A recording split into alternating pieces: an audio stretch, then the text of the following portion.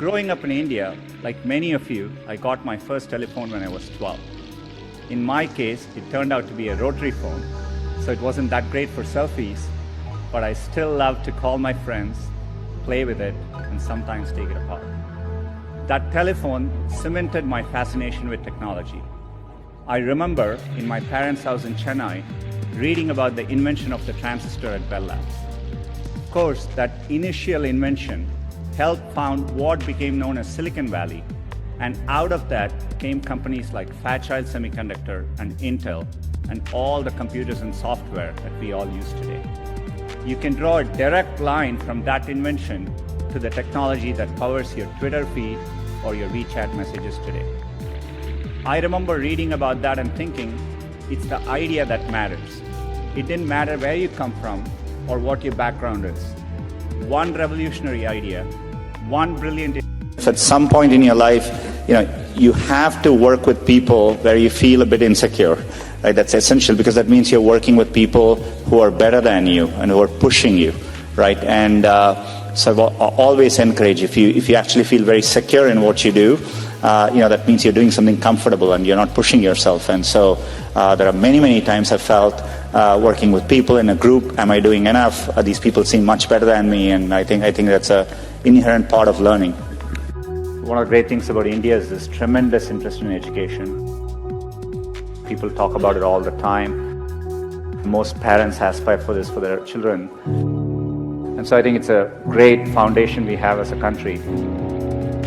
In my experience growing up here, I think there's a lot of emphasis on spending time on the books and learning things academically.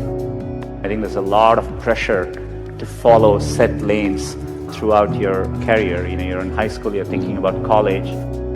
A lot of times when I was younger, people would say, this person didn't get into this college or something, and that's the end of the road. I mean, life is so different from that. I get surprised people start preparing for IIT in their 8th grades. That's a bit shocking to me. I get very surprised people come to IITs and immediately they are thinking about IIMs and so on. The US, for example, most students don't choose their majors till they're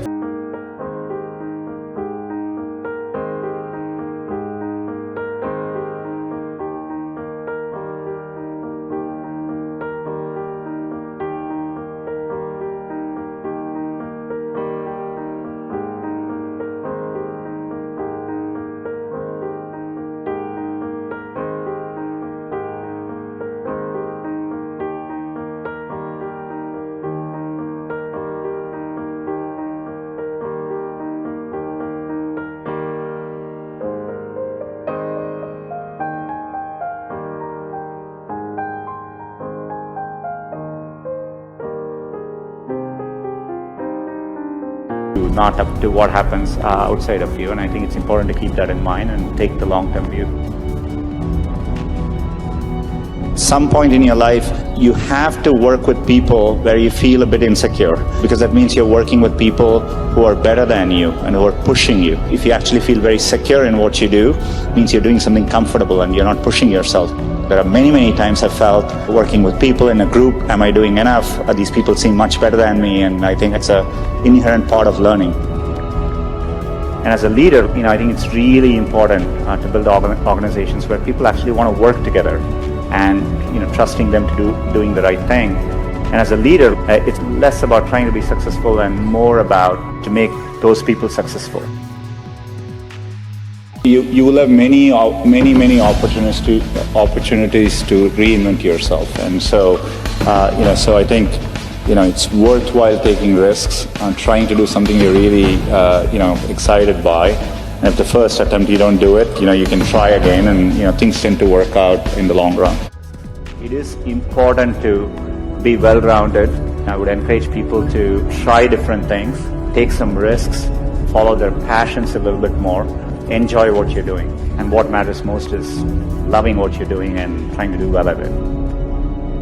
So I think if you follow your heart and do what you like, you will always do much better. It's worthwhile taking risks and trying to do something you're really excited by. And if the first attempt you don't do it, you can try again, and things tend to work out in the long run.